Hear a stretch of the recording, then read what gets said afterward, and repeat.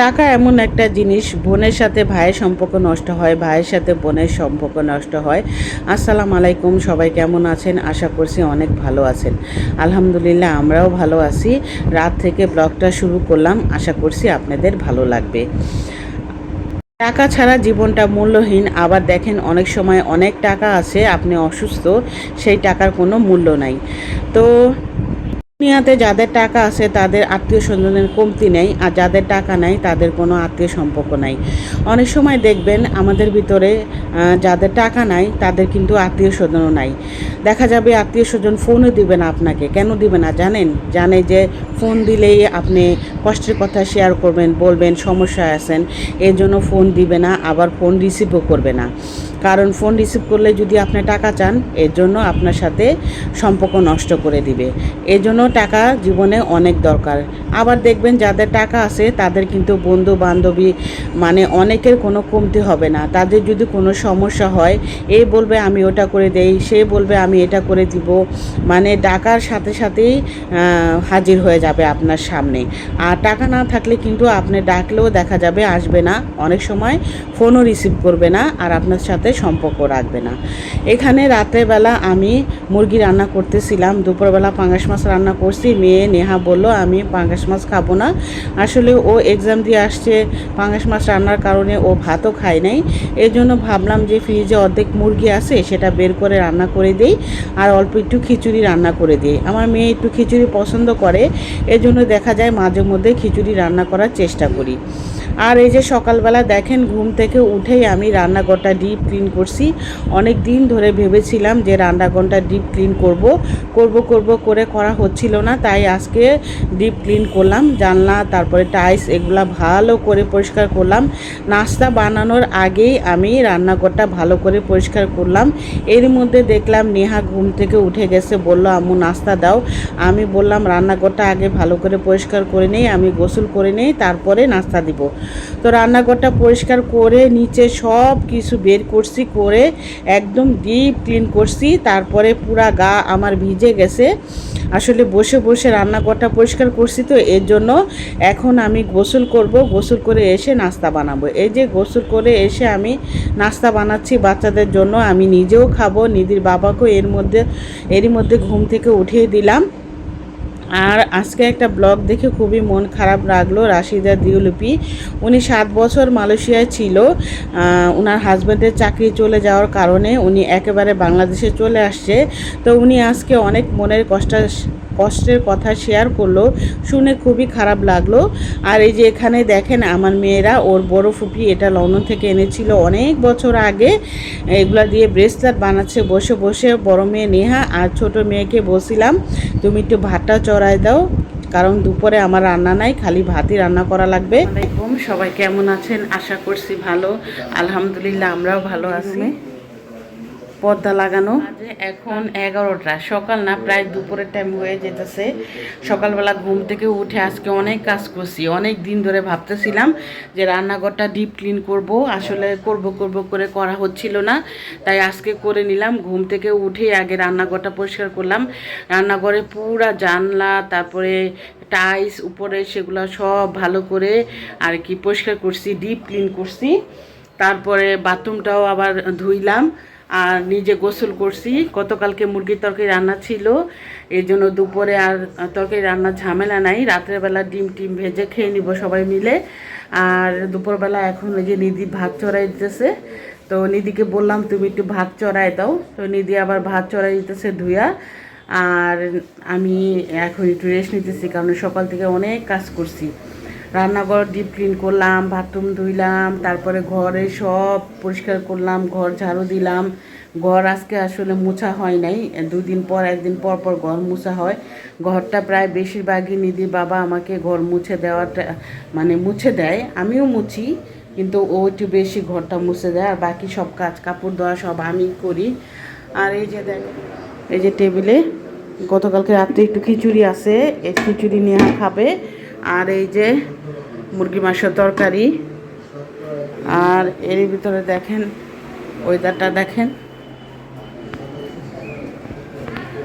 এই যে আকাশটা মেঘলা হয়ে আছে, বেশি গরম না, ওই 2-3 দিন অনেক গরম ছিল, আজকে কিন্তু এত একটা গরম নাই। তো যাই হোক চলেন, দিদি চুলা জ্বালাই দেবো। চুলাটা ওরা জ্বালায় না, কারণ চুলা আমি জ্বালাই দিই। এই যে বিসমিল্লাহ, এনো বসায় নাড়া দিবা, তারপর ঢাকনা দিয়ে ঢেকে দিবা। টুকিটাকে কাজ করে দেয় মেয়েরা বাড়ি, ওইগুলা ফালাবে না কেন? ব্লগে বলল বিগত 7 বছর যখন মালয়েশিয়া ছিল, তখন যখন বাংলাদেশে আসতো শ্বশুরবাড়ি বাপের বাড়ি ফ্যামিলির জন্য অনেক গিফট আনতো। এইবার যেহেতু ওনার হাজব্যান্ডের চাকরি চলে গেছে, উনি একেবারে বাংলাদেশে চলে আসছে, এই জন্য উনি কারোর জন্য গিফট আনে নাই। এই গিফট না আনার কারণে দেখা যায় আত্মীয় স্বজনের আসল চেহারাটা ওনার সামনে ভেসে উঠছে। উনি বলল যে আমি ভেবেছিলাম যে 2-3 মাস বাবার বাড়ি থাকার পরে আলাদা বাসা নিব, কিন্তু 1 মাসে উনি ওনার ফ্যামিলির আসল রূপ চিনে গেছে, এর জন্য উনি বাসা নিল আর অনেক মনের কষ্টের কথা শেয়ার করলো।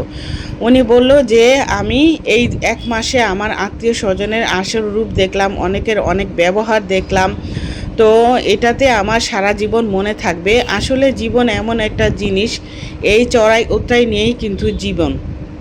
এখন হয়তো আমাদের সময়টা অনেক কষ্টে যাচ্ছে, আল্লাহ যদি চায় সামনে ভালো দিন দিতে পারে আল্লাহ ভালো দিন। যাই হোক, শুনে অনেক কষ্ট লাগলো। উনি বলল যে এই যে আমরা এখন নতুন বাসা নিছি, সবাই আমাদের জন্য দোয়া করবেন। টাকা ছাড়া দুনিয়াতে আসলে কারোর সাথে কারো সম্পর্ক থাকে না। সবসময় সবার জন্য গিফট আনছি, 1 বছর আনি নাই। এই বছর আমি যেহেতু বাংলাদেশে চলে আসছি, আমার আলাদা বাসা নিতে হবে, আমার একটা নিজের খরচ আছে। ডিম ভুনা হয়ে গেছে, দেখো এখন যদি বাবা আর আমি ভাত খাবো। এখন প্রায় 3টা বাজে গেছে, বাচ্চারা কেউ ভাত খাবে না, ওরা নাকি দেরি করে খাবে। একজন তো গেছে গোসল করতে, আরেকজন হইলো এবার ঠিক আছে, আরেকজন হইলো হাতের ব্রেসলেট বানাইতেছে। মুরগির তরকারি আছে, নিও ঠিক আছে, তরকারি নিও। তো ওই যে আমরা ভাত খাইনি,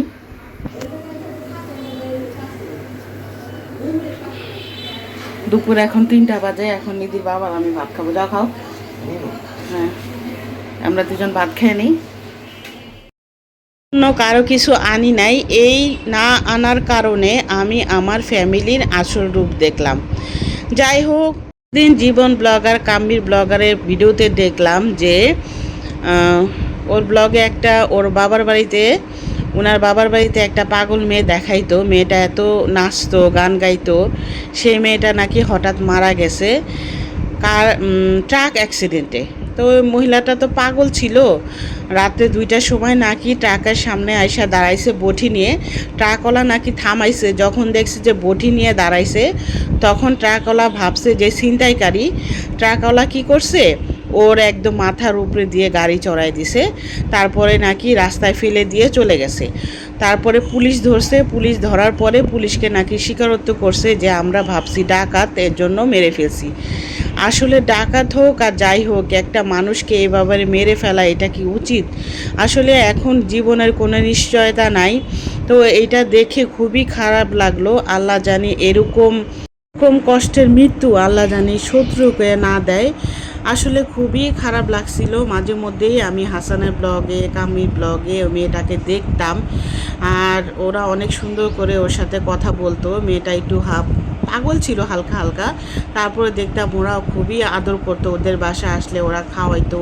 তারপরে জীবন ব্লগারে কামি ওকে অনেক গিফট দিত।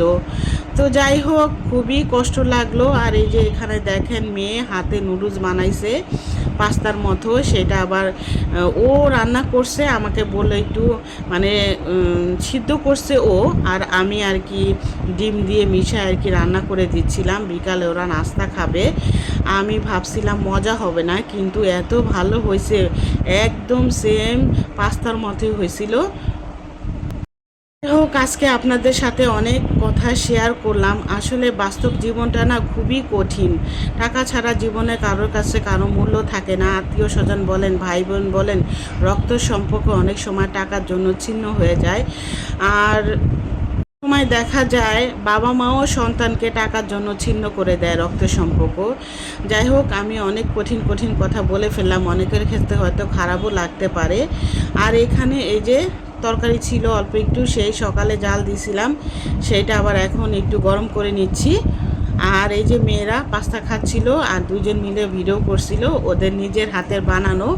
আমি খালি রান্না করে দিছি, মাঝে মধ্যে দেখা যায় ওরা দুই বোন এভাবে রান্না করে খায়, খুবই ভালো লাগলো আর কি। আমিও খেয়ে দেখলাম, মজাই লাগলো। আর এই যে রাতের আকাশটা দেখেন, মাশাল্লাহ মাশাল্লাহ অনেক সুন্দর। আল্লাহর সব কিছু সৃষ্টি অনেক সুন্দর, অনেক ভালো লাগলো আকাশটা দেখে।